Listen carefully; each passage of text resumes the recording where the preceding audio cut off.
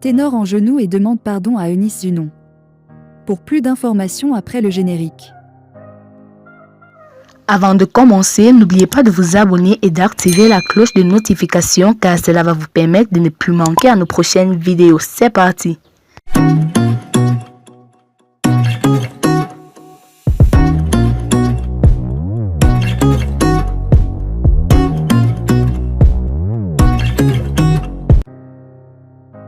Ténor a pleuré quand?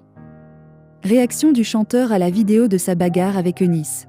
Rappeur ivoirien Jojo le Barbu a fait des confidences sur la réaction de Ténor suite à la diffusion d'une vidéo exposant leur brouille sur les réseaux sociaux.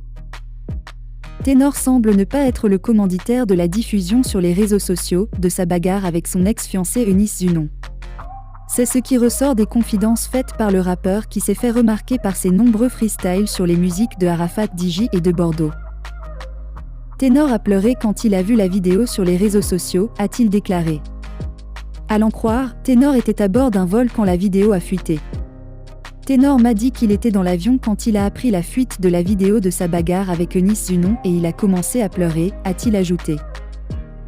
Eunice Zunon a tourné la page.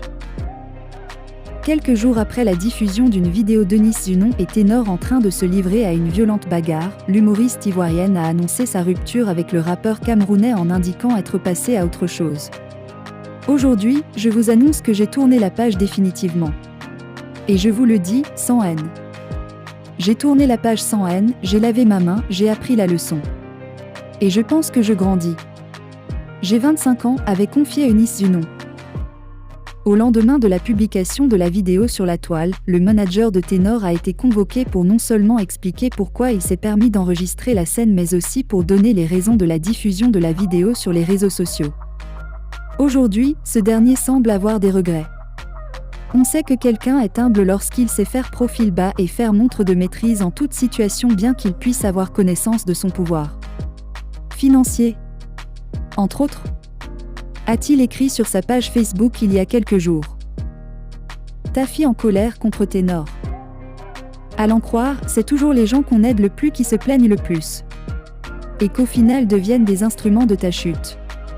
Ils ont toujours tendance à minimiser ou occulter tout le bien que tu leur apportes pour se concentrer sur ce qui peut être ton occasion de chute, a-t-il ajouté. Pour lui, parfois, c'est mieux d'aider des inconnus qu'on ne connaît pas et qui ne pourront jamais être reconnaissants mais surtout qui ne pourront jamais mal parler de leurs proches.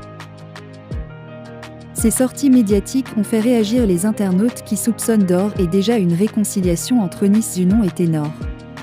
D'après eux, Tafi semble ne pas accepter que Ténor entre en contact avec son ex-fiancé après leur séparation qui a fait couler beaucoup d'encre et de salive. En froid avec son compatriote Yannick Noah à cause de la rupture du contrat de l'équipementier Le Coq Sportif, Samuel Eto'o a été violemment attaqué par Marlène Envoutou sur les réseaux sociaux. Il est reproché à l'un des joueurs les plus fortunés de sa génération de n'avoir pas d'habitation dans son pays au Cameroun.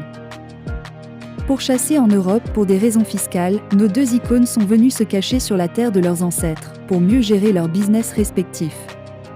À la seule différence que Yannick Noah vit dans la maison qu'il a construite et Samuel Eto'o dort au Hilton Hotel, avait-il déclaré. Les propos de la candidate malheureuse au poste de président de la FECAFO avaient choqué de nombreux Camerounais car les réalisations de Samuel Eto'o au Cameroun ne sont plus à présenter. Comme il a l'habitude de le faire, le président de la FECAFO vient de laisser fuiter quelques images de lui dans l'une de ses maisons au Cameroun.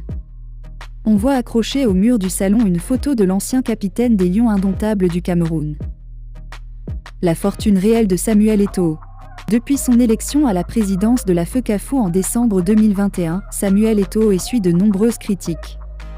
Ses détracteurs dénoncent ses méthodes et l'accusent régulièrement de mettre en place une mafia dans le but de s'enrichir personnellement.